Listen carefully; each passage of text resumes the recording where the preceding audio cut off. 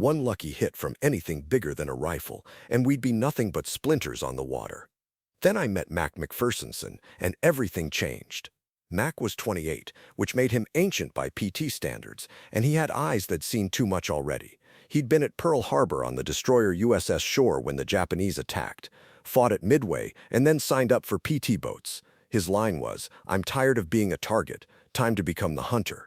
Mac understood something fast that took the rest of us weeks to learn. PTs don't fight like regular warships. We were more like maritime guerrillas, hit-and-run killers that struck from ambush and melted away before the enemy knew what hit them.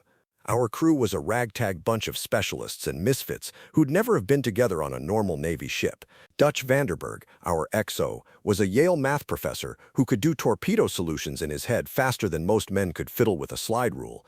Charlie Mendoza, our chief motor machinist mate, used to tune racing engines in LA. He could get our temperamental Packards to purr or roar depending on what we needed. Sparks Patterson, our radio man, came out of the submarine service, quiet as a ghost, great with radios. Paddy O'Brien, our torpedo man and gunner's mate first class, was an artist with those mechanical fish. Each Mark 13 weighed about 2,200 pounds and cost as much as a house back home. Paddy treated them like treasures, always cleaning, tweaking, and sweet-talking them. "They're the only reason the Japs'll take us seriously," he'd say while polishing the bronze props. "One shot, one kill. Otherwise, we're just expensive target practice." The rest of the 12-man crew was 2 more gunners, an engineer, a cook who doubled as the medic, and 3 seamen who did whatever needed doing. We were black and white, city kids and farm boys, dropouts and college grads, everything and everyone. The one thing we had in common was that we all volunteered knowing the odds weren't great. Training at Melville was brutal. The Navy had already learned from early PT losses that enthusiasm didn't cut it. We had to be faster, smarter, and meaner than anything the Japanese could throw at us. We practiced high-speed attack runs until we could launch torpedoes accurately while pounding over waves at 40 knots. We learned to navigate by sound and gut when tropical squalls wiped out visibility. Most importantly, we learned to think like pirates, not like conventional sailors. Commander James "Jim" Patterson ran the training program. He'd survived the Philippines campaign and escaped Corregidor on one of the last PTs. His philosophy was simple. The Japanese expect you to fight fair, don't. They expect you to follow naval tradition, don't. They expect you to fear the dark, make them fear it instead. He drilled into us that our best weapons weren't the torpedoes, but surprise, speed, and sheer audacity. We arrived at our forward base on Rendezvous on June 30, 1943, right as the New Georgia invasion kicked off. The base wasn't much, just a fuel dump, some camouflaged Quonset huts, and a rough dock tucked under palm fronds. The first thing that hit you was the smell, rotting vegetation, diesel, and that sweet sour stench of tropical decay. The second was the sound, constant artillery from New Georgia, where Marines were fighting for the Munda airfield. We were Motor Torpedo Boat Squadron 9. 12 PTs tasked with cutting off Japanese reinforcements through the Central Solomons. Sounds simple on paper: patrol the waters between enemy bases and sink anything flying the rising sun. In reality, it was a maze: coral reefs, volcanic islets, and hidden enemy strongpoints everywhere. Their recon was good, seaplanes everywhere, coast watchers on every big island, and whole destroyer squadrons trained to hunt boats like ours. Our first patrol, July 5th, turned into a nightmare. 3 PTs, including ours, tried to cut off a convoy near Visu, but a float plane spotted us before we could even get into position. Next thing we knew, 4 destroyers were bearing down on us with searchlights stabbing the night and guns opening up. We scattered like rabbits, slaloming through a storm of shell splashes. PT-158 took a direct hit from a 5-inch shell and just blew apart, 12 men gone in an instant.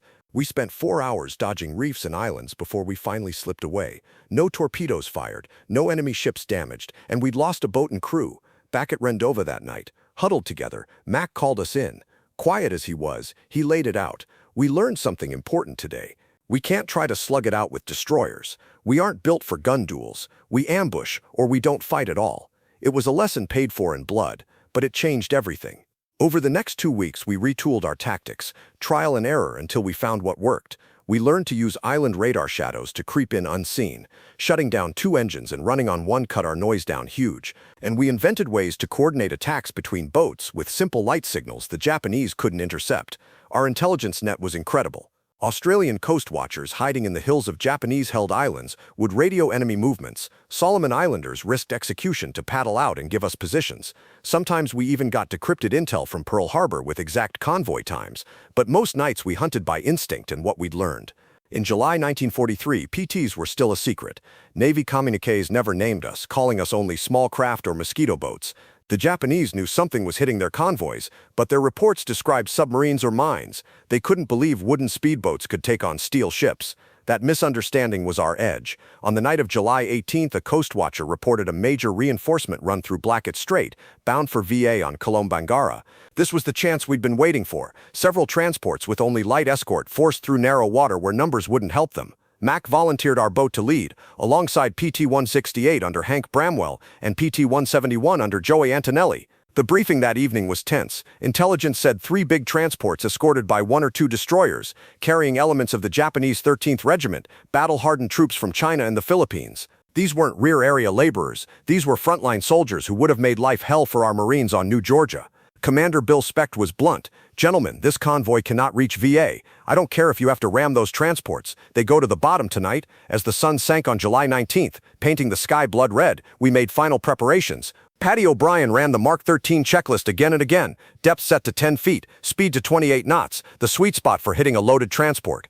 Charlie Mendoza had the engines purring, mufflers in place to cut noise.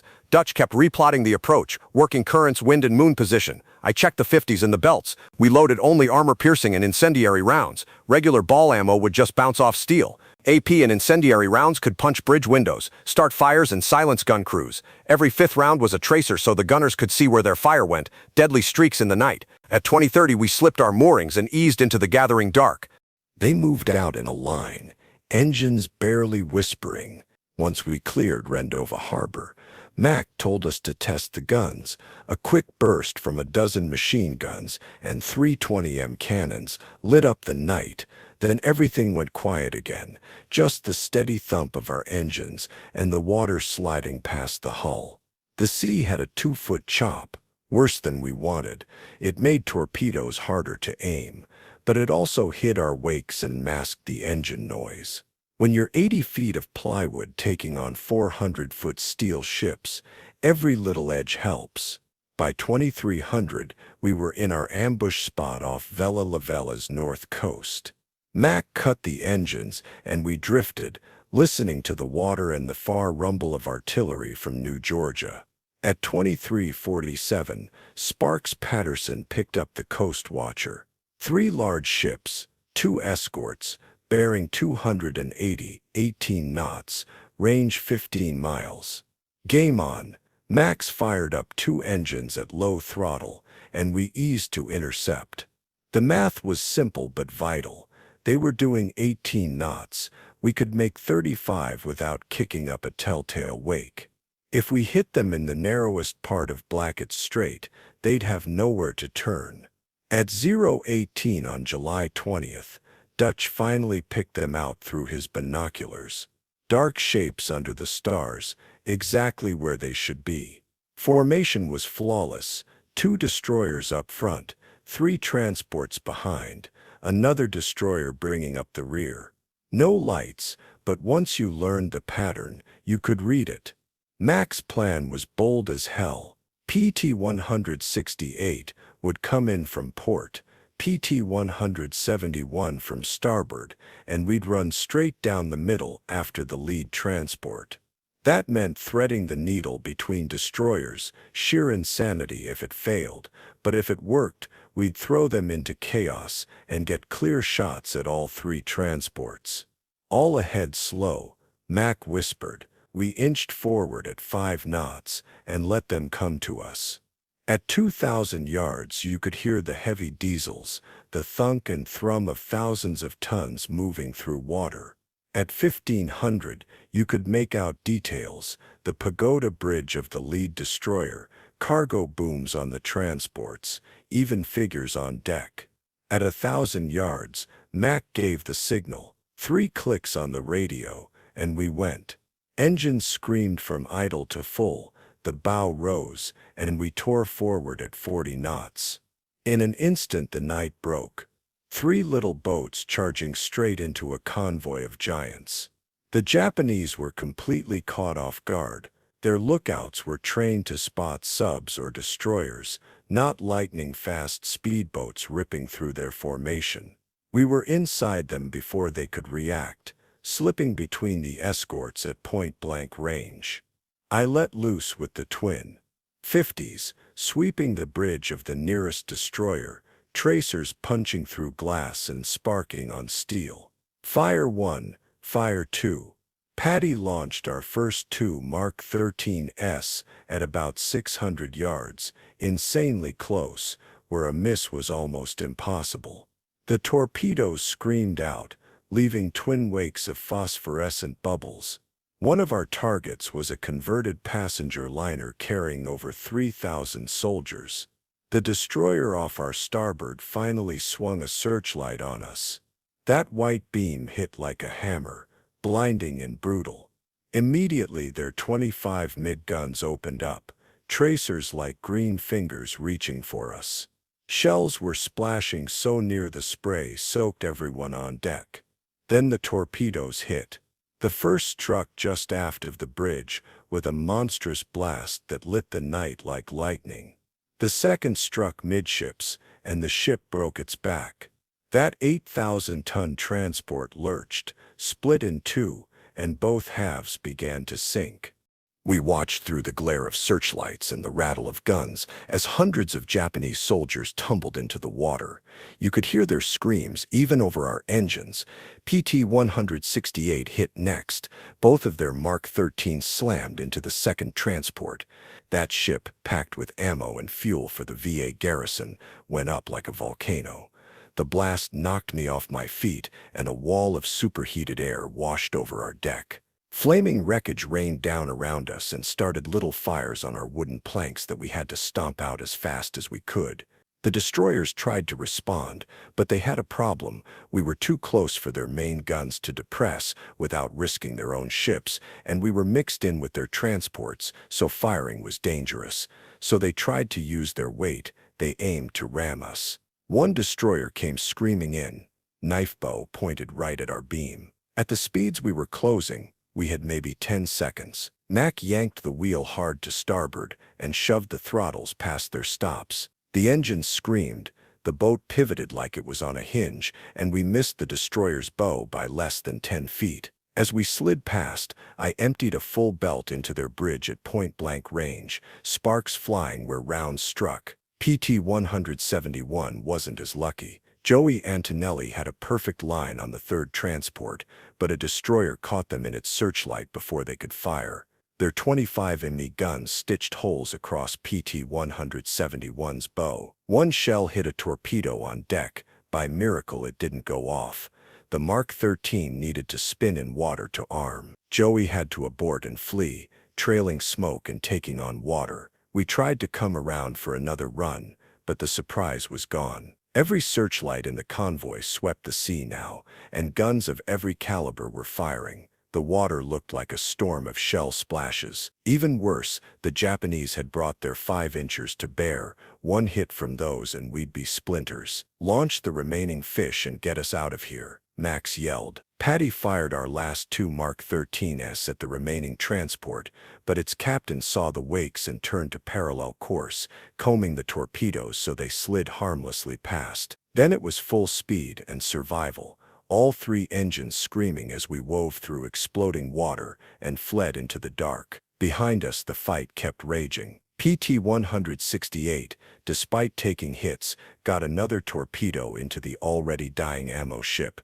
Its secondary explosions lit up the whole strait. Two of the three transports went down, nearly 6,000 Japanese troops with them. The third transport and the destroyers were battered but afloat and shaken. We regrouped about 5 miles south. All three boats were beaten but afloat. PT-171 was worst off, holes at the waterline and an engine out. We came alongside, transferred wounded, and the carpenter's mates stuffed mattresses and life jackets into holes to keep her afloat. PT-168 had lost its radio antenna and had shrapnel damage everywhere, but she could still fight. Our boat somehow escaped with only minor damage, a few shrapnel holes, a gun barrel burned out from overheating, scorch marks from near misses. We were alive, and we had done what we came to do. Two transports definitely sank. Thousands of enemy troops were gone, and Japanese reinforcement plans were thrown into chaos. The surviving transport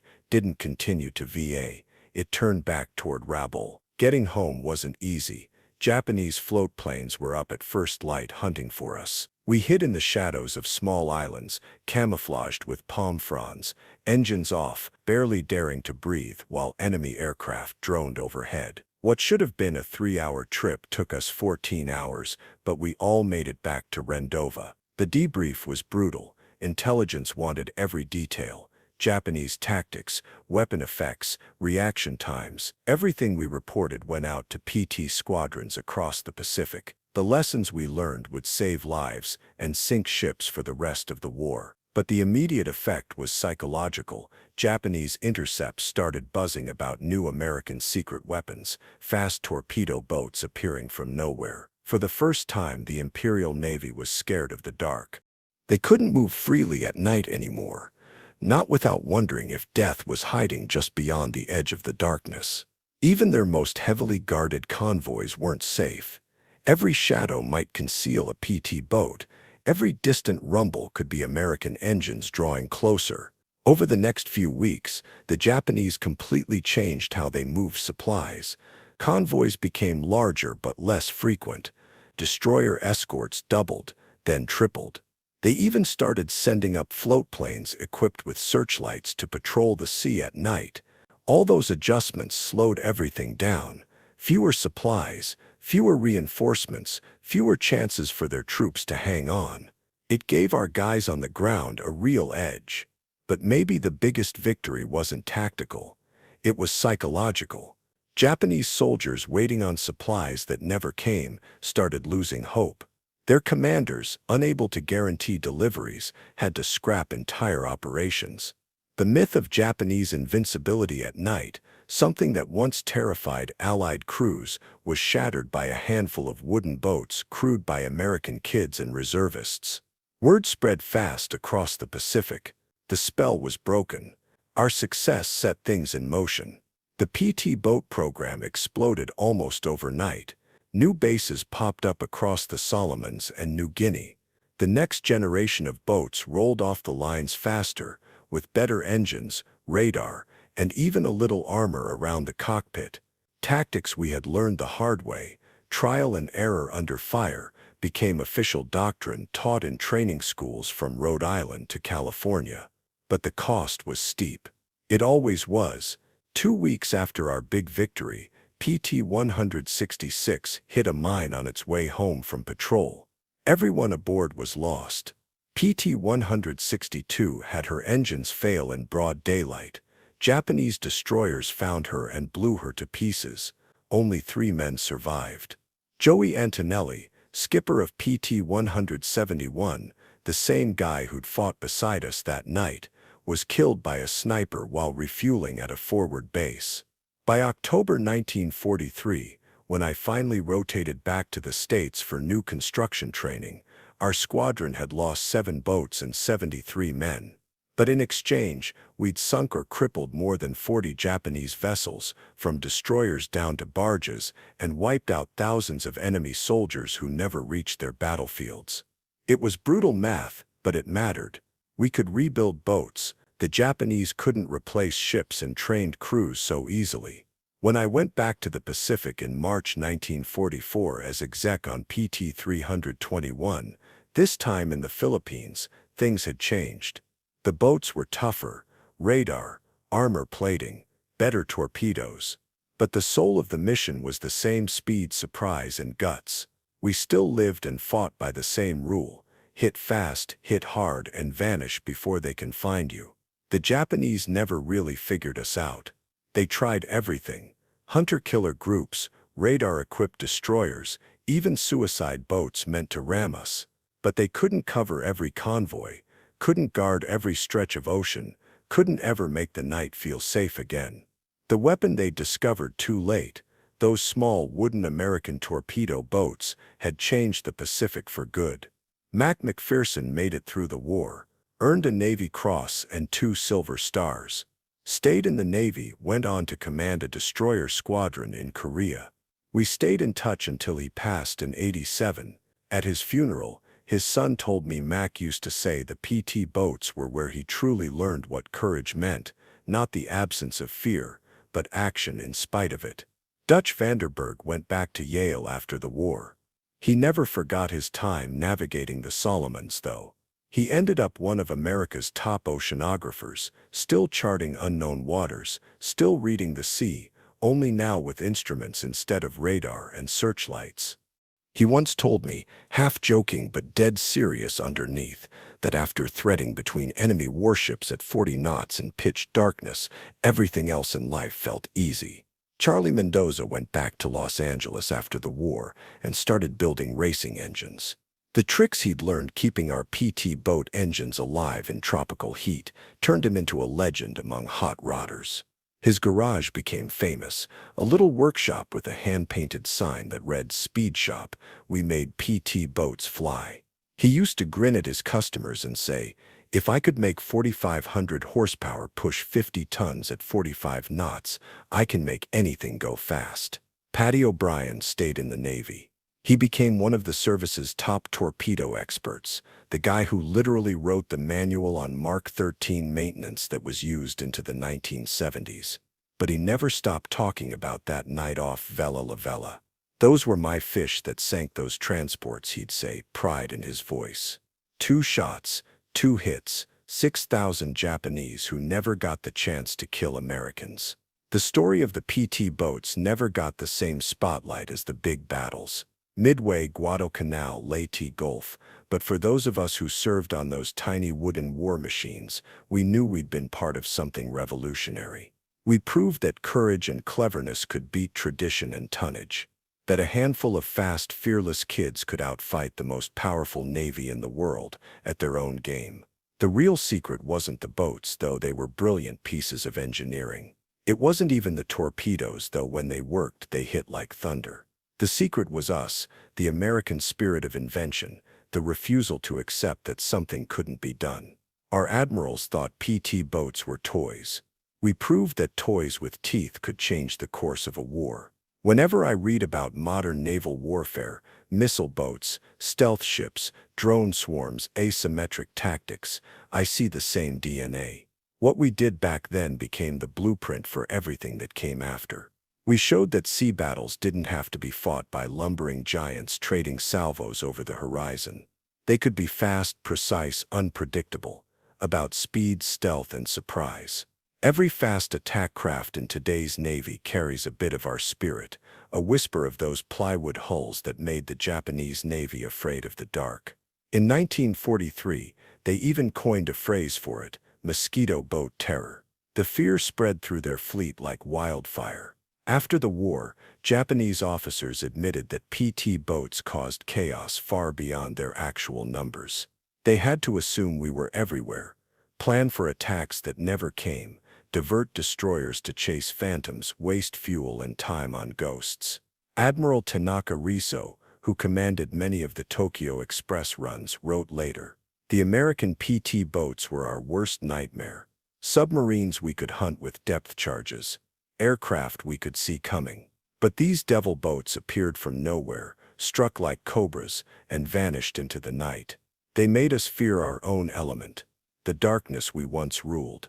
That fear, that uncertainty, was worth more than any number of ships we sank." It marked the moment when the Imperial Japanese Navy began to lose not just battles, but confidence. Once their sailors started fearing shadows, the psychological war was already won. The evolution of PT boats during the war was incredible. The early ones, like ours, were barely more than peacetime prototypes pressed into combat. By 1945, they had radar, rockets, better torpedoes, even primitive guided weapons. But their heart never changed, small, fast, deadly, and crewed by volunteers crazy enough to face steel giants in wooden hulls. One story captures the whole PT spirit perfectly. October 1944, the Battle of Leyte Gulf, a squadron of PT boats hopelessly outgunned went straight at the Japanese battleship Yamato, the biggest warship ever built. Their torpedoes couldn't even scratch her armor, but they attacked anyway, forcing Yamato to turn and buying precious time for American carriers to escape. They didn't sink the giant, but their courage saved lives. That's what PT boats were all about. The bases we operated from became legends of their own. Renova, Tulagi, Mios, Wundi, beautiful names that meant mosquitoes, mud, and malaria. These weren't the tidy naval bases with fresh sheets and officer clubs. They were swamps, infested with rats, where we lived on spam, cigarettes, poker, and rumors. But the morale, still sky high, because we knew we were making a difference. And we never would have done it without the islanders. The people of the Solomons risked everything for us, guiding our boats through reefs, rescuing downed pilots, bringing news of Japanese troop movements. Some paid with their lives when caught helping us. They were heroes too, though history doesn't always remember their names. Their courage and sacrifice kept us alive out there. Without those islanders, we'd have been blind in that maze of reefs and channels. And then there were the coast watchers, lonely men hiding on Japanese-held islands with a radio and a pair of binoculars. They were our guardian angels. One quick call from them, 40 bombers inbound or destroyer squadron moving south fast. And we'd know to get ready. More than once their warnings saved a base from being walked into or helped us set up the perfect ambush. We never met most of those coast watchers face to face, but we owed a lot of our lives to them. One tech breakthrough that changed the game for PTs was radar. The first sets were laughably crude, often couldn't tell an island from a ship, but by late 1944 they'd gotten good enough that we could track targets in total darkness and even through fog. That flipped the advantage on its head. The Japanese, who'd long relied on better night vision and training, suddenly couldn't see us first. We could see them before they saw us. The ultimate edge for night fighting. We were always tinkering with tactics. We even used aluminum foil strips to fool enemy radar. We developed wolfpack tactics too, multiple boats attacking from different directions to overwhelm escorts. We learned to use shore batteries as distractions, getting the enemy to light up and reveal their positions while we slipped in for the real strike. Some of the most dangerous jobs weren't glamorous at all. Inserting coast watchers behind enemy lines, evacuating Marines from surrounded beaches, or running ammo into isolated outposts under fire. Those missions didn't make headlines, but they saved lives. We became the Navy's Swiss Army knife. Whatever was too risky or too weird for regular ships, they sent the PTs. Life aboard those little boats made relationships intense in a way bigger ships never could match. On a destroyer with 300 men, you might not know half the crew. On a PT with a dozen guys, you knew everything: who snored, who had nightmares, who vomited seasickness, who you could count on when things went to hell. That closeness forged bonds that lasted a lifetime. Decades later, our reunions felt like family gatherings, because that's what we were, a family made by combat. The food deserves a mention too, mostly K rations, spam, powdered eggs, and whatever we could trade for. Fresh water was gold, reserved for drinking. We washed in salt water. The salt left crystals that chafed and burned. Coffee, black and so strong it could float a wrench, kept us moving. Some crews got inventive, fishing with hand grenades, swapping torpedo alcohol for fresh food. Maintenance was never optional. Salt water eats everything. Tropical heat rots wood, and the stress of high-speed runs pushed parts to their limits. We spent more time fixing the boats than fighting in them. Every man had to be part mechanic, part carpenter, and part electrician. If your engine died in enemy waters, you were a dead man, so maintenance became almost a religion. Weather was another constant enemy. Squalls would blow up out of nowhere, turning calm seas into walls of water. Lightning could fry radios in a heartbeat. The heat and humidity were brutal. Men would pass out on duty. Yet the same storms that threatened us sometimes helped. Bad weather could hide us from enemy aircraft and make our small profile harder to spot among the wind-driven waves. Navigation there wasn't what they taught at Annapolis. Charts were outdated, surveys from the 1800s, and reefs could shift after storms. We learned to read watercolor and wave patterns, to smell land before we saw it, and to navigate by instinct when instruments failed. Every successful patrol added another patch to our mental maps of those lethal waters. The Japanese response evolved too. They built special shallow draft destroyers to hunt us, coordinated searches with float planes and surface ships, and sometimes even used captured PTs as decoys. For every countermeasure they tried, we found a counter to that counter.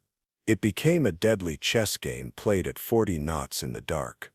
It turned into a deadly chess match played at 40 knots in the dark, and nobody talks enough about what it did to a man's head. Living like that, always on edge, knowing any patrol might be your last, watching buddies die in ways you still see when you close your eyes, it leaves a mark. Some men cracked and asked to get out, even if the word coward would follow them. Others got hooked on the adrenaline and volunteered for ever crazier missions. Most of us just learned to live with the fear, finding little ways to get by. Our humor got dark, a shield against what we'd seen. We named boats Sudden Death, Hell's Angels, Grim Reaper. We painted cartoons on torpedoes. Donald Duck riding a torpedo was a favorite, and sang crude songs about sinking Japanese ships. The more gruesome the joke, the better it worked. It made the unbearable bearable. PTs mattered far beyond the Solomons. When the Allies planned Normandy, PT boats were in the mix to guard against German E-boats. The lessons from our nights in the Pacific got used in the Mediterranean, the English Channel, and even on European rivers. PT doctrine spread worldwide. Dozens of navies copied parts of it. Looking back now, I'm still amazed we came through. We were mostly kids with dangerous toys in a war that killed millions.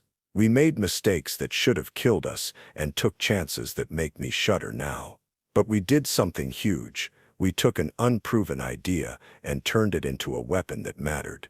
We proved that innovation and guts could beat tradition and tonnage. That legacy lives on. Every fast attack boat, every special ops cutter that strikes fast and disappears carries a bit of those plywood PTs. The sailors who crew them probably don't know about nights off Vela La Vela, but they're carrying the same spirit, speed, surprise, audacity. When people ask if I'm proud, I tell them about July 20th, 1943, 3 wooden boats attacking a big convoy and sending thousands of enemy troops to the bottom. We came out of the dark and were gone before they could really answer. We were a secret weapon that helped change the Pacific War. What stunned the Japanese wasn't just the boats, it was what they represented. American willingness to try something different, to take risks, to break the rules. They'd studied our Navy for years, carriers, battleships, doctrines, but they didn't expect plywood speedboats with torpedoes. That failure of imagination cost them dearly. In the end, the PT story is an American story. We borrowed a British idea, shoved aircraft engines into boats, equipped them with destroyer torpedoes, and staffed them with civilians who'd never seen the ocean before Pearl Harbor. It shouldn't have worked, but it did, because we made it work. The last operational PT was retired in 1959, replaced by newer craft. Still, for those of us who served, PTs will always be the boats that helped win the Pacific. We proved size doesn't guarantee victory. Courage and cunning matter more than armor. Sitting now among faded photos and yellowed clippings, I can still hear those Packard engines screaming at night. I can still feel the spray on my face and smell the cordite and diesel. Most of all, I feel the pride of having been part of something that changed naval warfare. We were boys who became men on those wooden decks, fighting a war we hadn't started but were determined to finish. We attacked from darkness because that's where we were strongest, where our speed and surprise turned the tables. The Japanese learned to fear the night they'd once owned. They learned that American ingenuity could turn a weakness into an advantage. That's the real legacy of PT boats, not just the ship sunk, but proof that free people, fighting for freedom, can beat tyranny. We were small, fast, lethal. A secret weapon, secret just long enough to matter. The Mosquito fleet brought down an empire, one torpedo at a time. By the time the Japanese grasped what we'd become, it was too late. The shadows they once ruled became ours, and from those shadows we struck until the rising sun finally set on their Pacific empire.